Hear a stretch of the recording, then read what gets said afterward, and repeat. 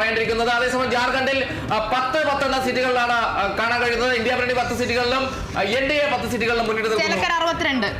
ചേലക്കരയിൽ യുവ പ്രദീപിന്റെ മുന്നേറ്റം 62 സീറ്റുകളിൽ യുവ പ്രദീപ് ചേലക്കരയിൽ മുന്നിട്ട് നിൽക്കുന്നു. വയനാട് 119 വോട്ടുകളായി പ്രിയങ്ക ഗാന്ധി ലീഡ് ഉയർത്തുന്നു. അതോടൊപ്പം തന്നെ NDA 31 വോട്ടുകൾക്കാണ് ഇപ്പോൾ മുന്നിട്ട് നിൽക്കുന്നത്. പാലക്കാട് ആദ്യം നഗരസഭയിൽ എണ്ണി തുടങ്ങിയപ്പോൾ വ്യക്തമായ ഒരു ലീഡ് കണ്ടെത്താൻ NDA സ്ഥാനാർത്ഥിക്ക് കഴിയുന്നു എന്നതാണ് എടുത്തു പറയുന്നത്.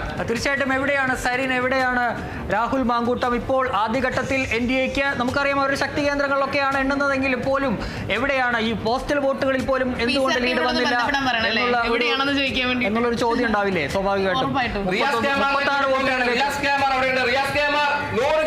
പ്രിയങ്ക ഗാന്ധിയുടെ ആദ്യ ഫലസൂചനകൾ പുറത്തു പറയുമ്പോൾ വോട്ട് എന്ന് പറയുന്നത് 100 കടന്നിരുന്നത് 119ലേക്ക് ഉയർന്നിരിക്കുന്നു എന്നതാണ്.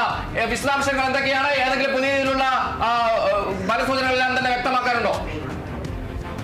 പ്രിയങ്ക ഗാന്ധിയുടെ ഭൂരിപക്ഷം ഇപ്പോൾ 156 കടന്നിരിക്കുന്നു. അതിവേഗം കുതിക്കുകയാണ് വയനാടിനെ സംബന്ധിച്ച് പ്രിയങ്ക ഗാന്ധിയുടെ ലീഡ് നില എന്ന് പറയുന്നത്. തപാൽ വോട്ടുകൾ എണ്ണുമ്പോൾ പോലും തുടക്കത്തിൽ തന്നെ പ്രിയങ്ക ഗാന്ധി അതിവേഗം മുന്നിലേക്ക് കുതിക്കുന്നു.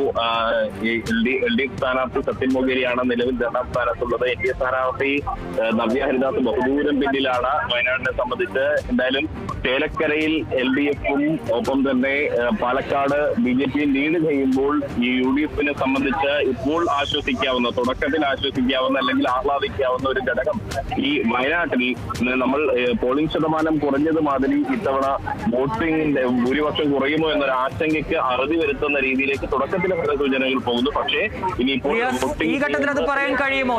2300 പ്രിയങ്ക ഗാന്ധിയുടെ വോട്ട് ഉയർന്നിരിക്കുന്നതാണ് എടുത്തു പറഞ്ഞ കാര്യം. 2300 എന്ന രീതിയിലേക്ക് ആദ്യപല സൂചനകൾ മാറി പറയുന്നു. 2300ലേക്ക് പ്രിയങ്ക ഗാന്ധിയുടെ വോട്ട് ഉയർന്നിരിക്കുന്നതാണ് എടുത്തു പറയാനുള്ള. 2300 ആയി ഉയർന്നിരിക്കുന്നു. പാലക്കാട് 36